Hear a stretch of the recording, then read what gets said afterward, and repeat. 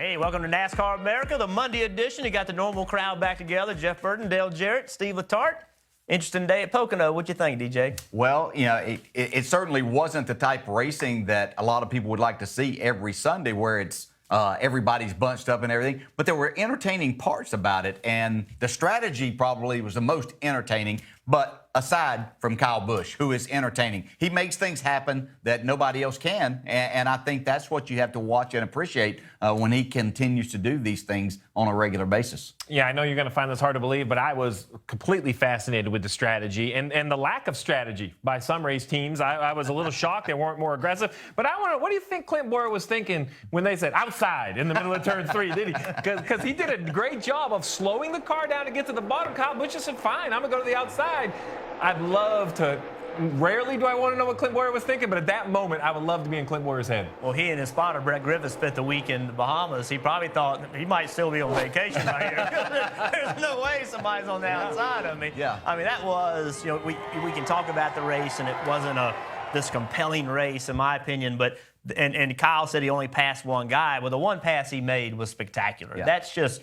You know, you and I have been in that situation. You have no expectation whatsoever, if you're Clint Bowyer, that somebody's going to jump on the outside. You don't run the second groove at Pocono. Like, that's just somewhere you do not go unless you miss the corner. Yeah, and nobody else was even willing to give that a try and see what they might do and pull a surprise like that. And I think that Kyle waited to the perfect moment to know exactly what he needed to do, not show anybody this was a possibility, not that anybody else may be as talented as he is to make that all happen.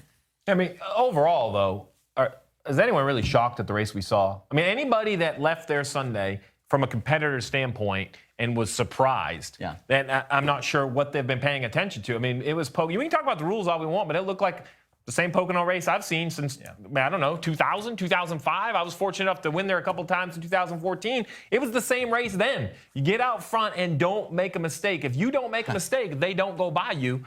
I don't know how anybody could be surprised by that. Well, the thing that we all talk about every single time, and when we were drivers, when you were a crew chief, we did, Jeff Gordon and Darrell Waltrip talked about it. You talk about how difficult a racetrack it is. It's 2.5 miles with 3 corners that are completely different. I don't care what rules package you put together, you're not going to make all the cars as equal as you would like for them to be. And then you throw in driver talent on top of that. It's just difficult to have that. And when somebody hits on it, you usually see that happened, what happened yesterday, and Kyle Busch was the best. I think after the racing that we saw at Charlotte, then the racing we saw at Kansas, the races we've seen, we saw this uptick in side-by-side passing. Yeah. We saw this uptick in fun racing to watch. And then we had a race that, I agree, was kind of like an average Pocono, but it felt like a worse race after the good racing we've been watching. And I think, and also the expectation. Yeah. Like, I still think that the expectation level for this package is not correct. People think there's going to be drafting all the time. There wasn't drafting down the back straightaway at Vegas. Why is there going to be drafting, at Pocono? It's just, we're just not going to see that major drafting that people hope for. And it's just taken a little while for everybody to understand, and even the teams. And I just don't think people know what to expect. Hey, Motorsports fans, thanks for watching. Make sure you hit subscribe before you go for all the latest news and highlights across motorsports.